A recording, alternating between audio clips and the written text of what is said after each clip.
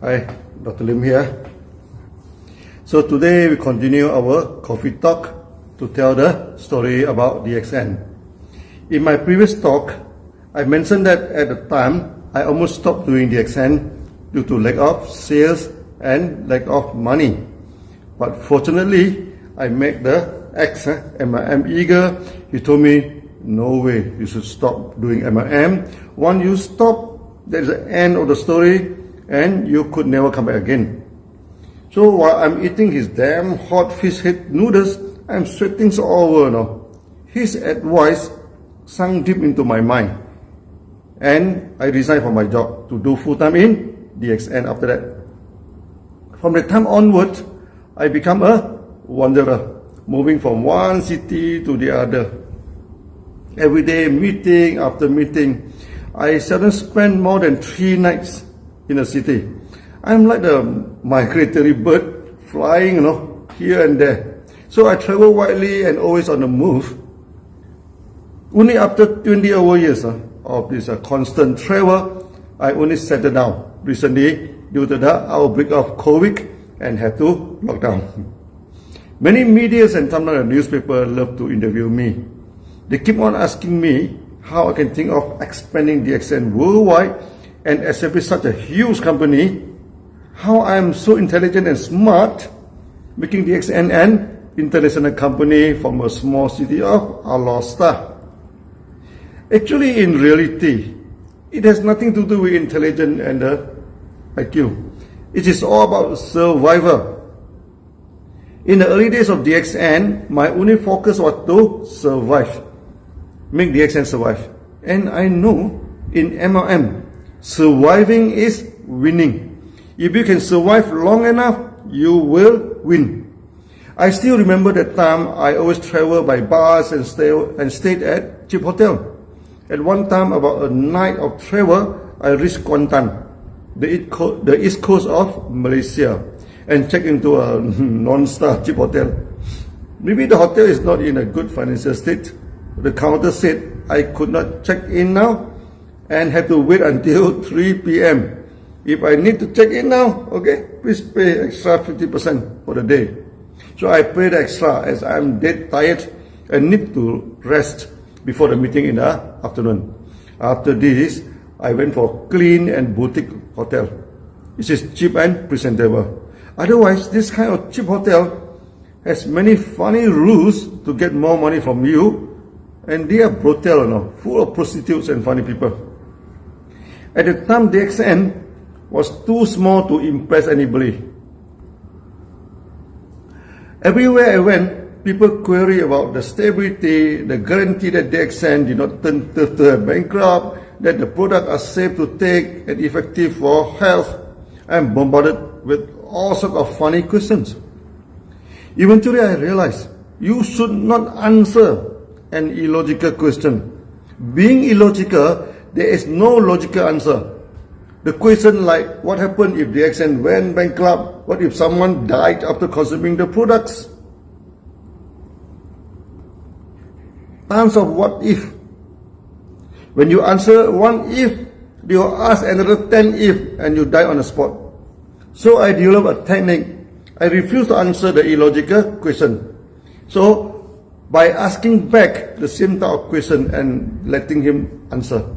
How he answered my question is how I am going to answer his question. So I always use this first major meeting of DXN, for example, and told this story worldwide.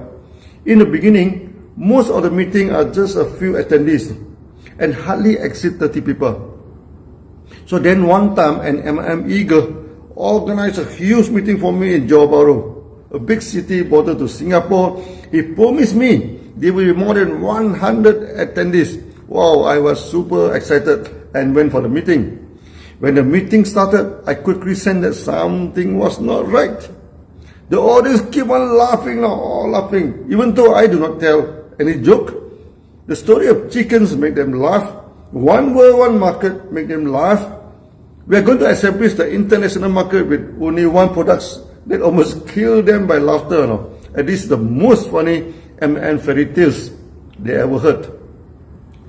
30 minutes into the meeting, I realized they were not coming here to join DXN. They came here for fun.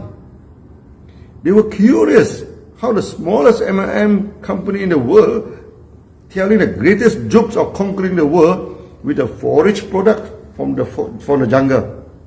Because news was floating around in the market, this one lunatic engineer decided to plant mushroom and conquer the world market. What made the news more spicy and with a great entertainment value was this small company was not even from a big city. It was from a border town. That no youngster wanted to put their career there. A place where not even a bird, the youngster, refused to nest and build a home. The MLM eager decided to make great joke of me, sharing many MLM eagers about how funny this DXN was. If you did not come, you shall miss the fun. So many people turned up for the show. About 150 of them, the largest meeting for our DXN at the time. No. At first, I was super excited. Wow. And this was the first time we could gather so many people. I felt great standing in front of them. Unfortunately, 20 minutes into the meeting, my great feeling disappeared. After so many great laughs, it became a very entertaining talk show for them. So I decided, no point to keep on talking and open for Q&A with them. They were amazed, In such a situation, I dare to open up Q&A, and invite a question. So many hands were raised to ask a question. I picked up one young man. Maybe a young man would not put out a spicy question.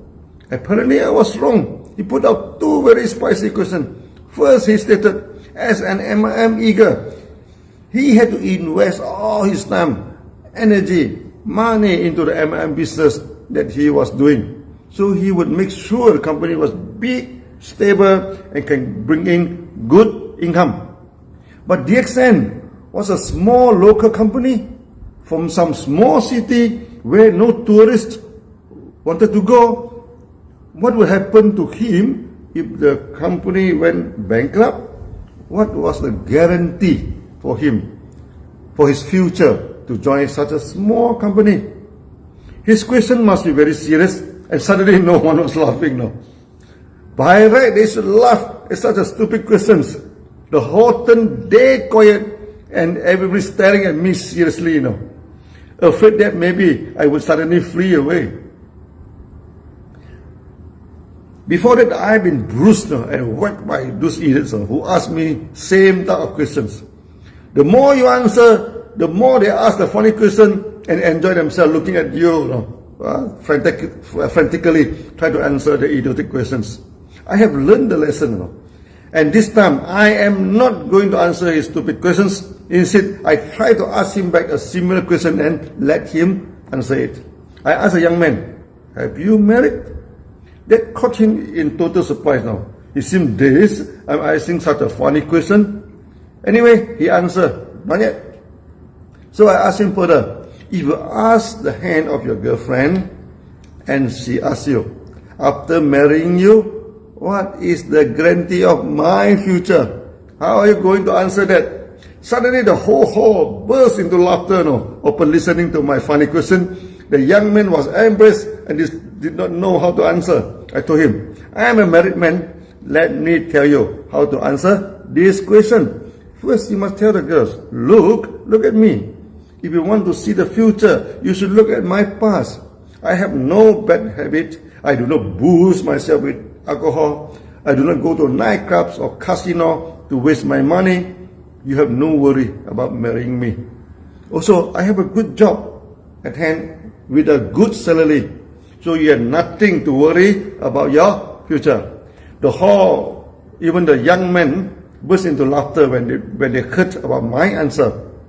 Then I went further. Look at the accent. We do not waste money on unnecessary ventures. We have our own technology. We have our own farms and factory. We do not owe people money, and also do not allow people to owe us money. So even if you want to buy, products from DXN, you have to pay cash. No credit is allowed. The hall laughs again, hearing that the young man had to pay cash to buy products. I asked the young man, we owe no one money and no loan from the bank, and we are getting good sales from the market now. How to get bankrupt? The hall clapped hands upon listening to my no loan and no bankrupt theory. Then I asked the young man further, DXN has their own technology, own farm and own factory, even computer software are self-developed, which has a self-sustained company. You have no worry with your future. The young man was happy with my answer, and the hall was applauding it loudly. Later, many funny questions asked and many funny answers for the question or question counterly asked by me. The Q&A was very lively. Instead of holding a meeting to embrace and humiliate DXN, the meeting went up a successful meeting.